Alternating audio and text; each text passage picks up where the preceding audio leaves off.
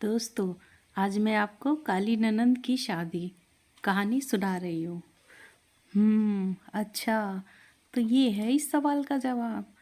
अब हुआ ये क्वेश्चन ठीक। अरे अरे बस कर, और कितना पढ़ोगी। जरा आओ, थोड़ी किचन में मेरी मदद कर दे। अभी आ रही हूँ माँ। ये है गौरी। बस नाम की गौरी है, पर है बिल्कुल काली। घर में गौरी की माँ और उसका एक बड़ा भाई रहता था, अमन। अमन एक ऑफिस में काम करता था और गौरी कॉलेज में पढ़ती थी। वो पढ़ाई में बहुत तेज़ थी। वह हर क्लास में अब तक फर्स्ट आई थी। उसको पढ़ाई करने का बड़ा शौक था। बस उसके काले रंग के कारण ही उसकी माँ को उसकी फिक्र लगी रहती थी। एक दिन उसकी माँ सरला कहती है, अरे बेटी, तेरे एग्ज़ाम कब तक होंगे। बस माँ, 15 दिन बाद है, उसके बाद मेरी ग्रेजुएशन पूरी हो जाएगी। सरला कहती है, अच्छा फिर क्या करेगी तू। माँ माँ मैं सोच रही हूँ कि शहर में जाकर टीचर की जॉब करूँ। सरला, है तो फिर मैं तो अकेली हो जाऊँगी। अरे माँ, भाई भी तो है ना आपके पास, और फिर भाई की शादी भी तो होने वाली है।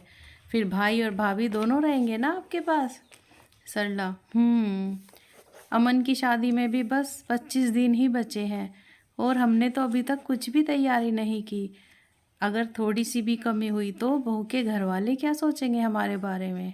हा हा हा हा हा। अरे तू हंस क्यों रही है। माँ मैं इसलिए हंस रही हूँ कि आप जो इतना घबरा रही हैं, आप तो ऐसे घबरा रही हैं जैसे कि मेरी शादी हो रही है। अरे आप कोई फिक्र करने की ज़रूरत नहीं है, आप लड़के की माँ हो, लड़के की। आप बिल्कुल भी फिक्र ना करो। सरला भी हंसती है, हा हा हा हा। ये तो तूने सही कहा बेटा, मैं तो लड़के की माँ हूँ, देख लूँगी मैं उनको। हाँ ये हुई ना बात।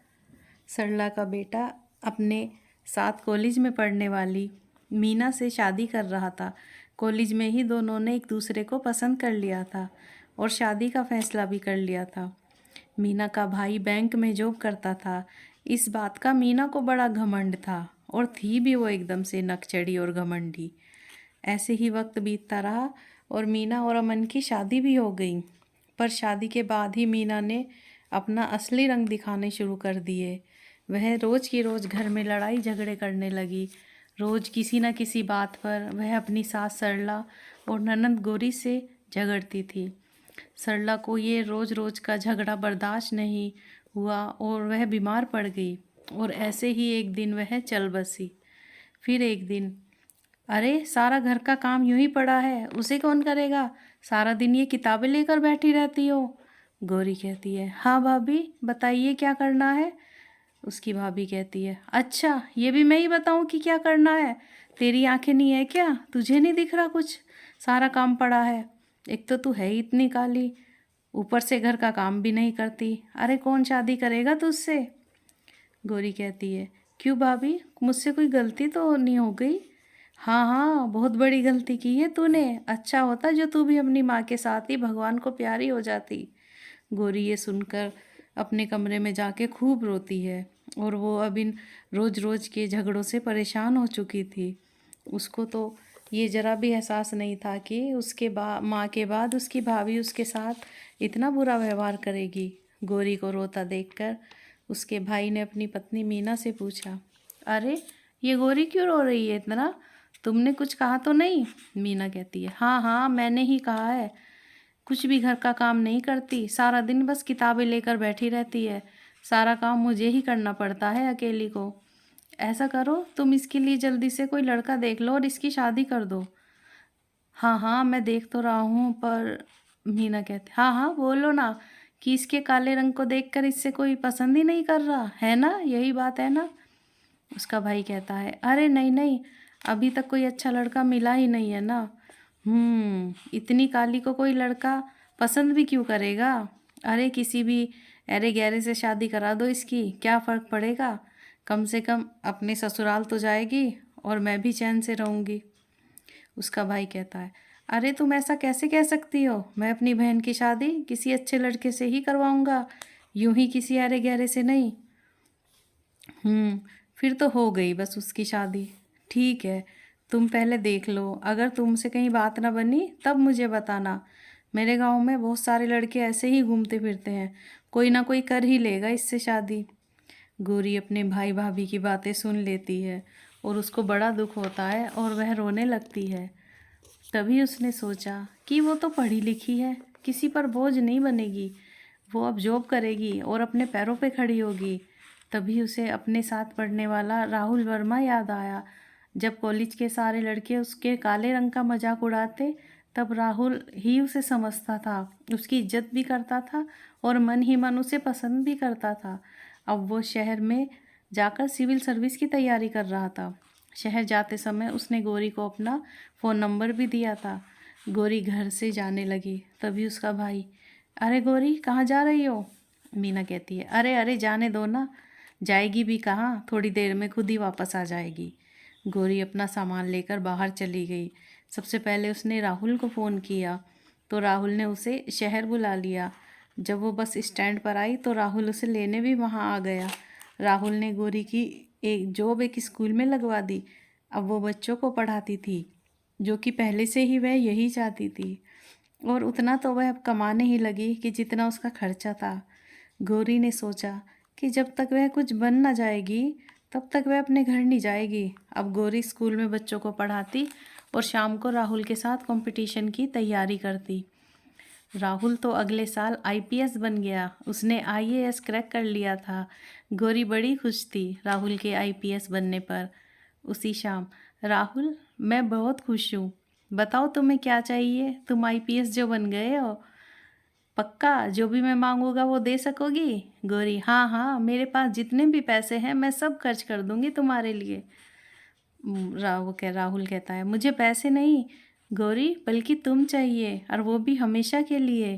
क्या तुम मुझसे शादी करोगी? गौरी की आंखों में आंसू आ गए और वो रोने लगी। अरे क्या हुआ, मैं तुम्हारे लिए ठीक नहीं हूँ क्या? शायद मैं तुम्हें पसंद नहीं। गौरी कहती है, नहीं नहीं, तुम तो मुझे बेहद पसंद हो, पर तुम्हारे घर वाले एक गरीब काली लड़की से तुम्हारी शादी नहीं कराएंगे, और अब तो तुम एक आईपीएस अफसर भी बन गए हो।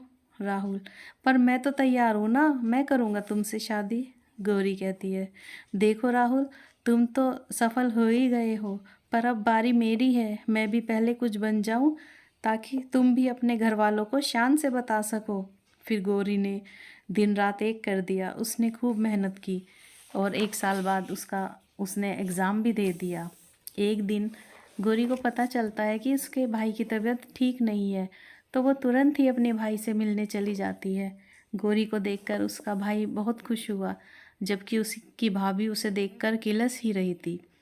गौरी ने भाई की बड़ी सेवा की और वो जल्दी से ठीक हो गया। एक दिन मीना, अरे सुनो, कुछ लोग मेरे गांव से आ रहे हैं आज। अच्छा, पर क्यों? मीना कहती है, अरे वो गौरी की शादी की बात की है, लड़के का रंग जरा सांवला है, तो क्या हुआ, अपनी गौरी कौन सी इतनी सुंदर है, गौरी भी तो काली है, अच्छा कमा लेता है, ई रिक्शा है उसका अपना, ई रिक्शा। गौरी का भाई गौरी का भाई चुप रहा, उसे समझ ही नहीं आया कि वह क्या कहे। उसने सोचा शायद गौरी की किस्मत में यही लिखा हो। उस शाम को ही वो लड़का अपनी माँ को लेकर आ गया। उसकी भाभी कहती है, अरे गौरी जल्दी से तैयार हो जा। हाँ मैं तैयार हूँ भाभी। वो गौरी को लेकर बाहर आई। मीना कहती है, हाँ जी बहन जी, ये है गौरी मेरी ननंद, स्कूल में पढ़ाती है और अच्छा कमा लेती है, और दिन भर बाहर धूप में रहना पड़ता है ना, इसलिए इसका रंग थोड़ा काला पड़ गया है।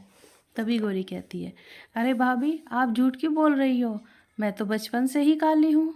मीना कहती है, अरे तू चुप हो जा, बड़ी मुश्किल से बुलाया है इन लोगों को, तू ऐसा बोलेगी तो ये लोग भाग जाएंगे।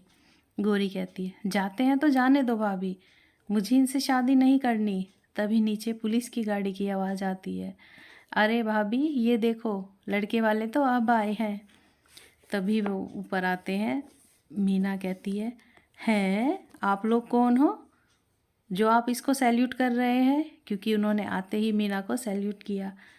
अरे मैडम, मेरा नाम राहुल है और मैं किशनपुर का एसएसपी हूँ, और मैं गौरी मैडम का हाथ मांगने आया हूँ। मीना के फिर चौंक जाती है, हैं गौरी मैडम?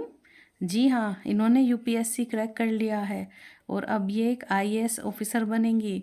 इतना सुनकर वो जो लड़का ई रिक्शा वाला था वो अपनी माँ के साथ वहाँ से खिसक लिया और मीना का मुंह तो खुला का खुला ही रह गया। अब मीना की तो बोलती बंद हो गई। इसके बाद राहुल और मीना की शादी हो गई और वो खुशी खुशी रहने लगे। दोस्तों, अगर आपको ये कहानी पसंद आई हो तो like share comment and subscribe ज़रूर करें। Thanks for watching.